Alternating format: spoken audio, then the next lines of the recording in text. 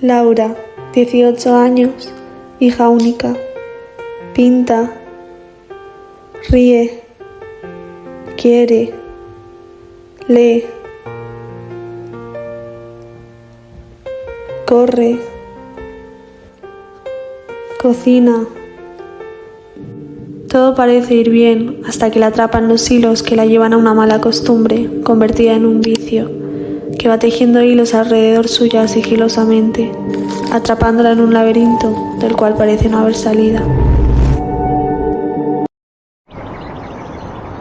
Aparecen hilos invisibles, te atrapan en su red, desviando tu atención de lo que verdaderamente importa. Cuidado, Laura, te estás enredando, no podrás salir, le decían.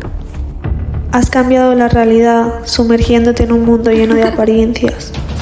Te conviertes en marioneta y la red consigue lo que buscaba. Ganar el control sobre ti. Laura, ya no eres la misma. Laura, ¿qué te pasa? Hace tiempo que no nos llama. Laura, paso de ti.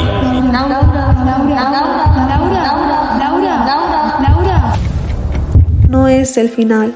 Incluso en medio de este enredo eres capaz de encontrar una salida. Eres capaz de aprender a cortar esos hilos que te atan, a liberarte del abrazo sofocante de las redes sociales y volver a conectar con tu verdadera esencia.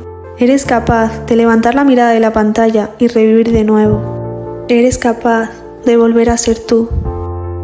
Córtalo. Si yo pude, tú puedes.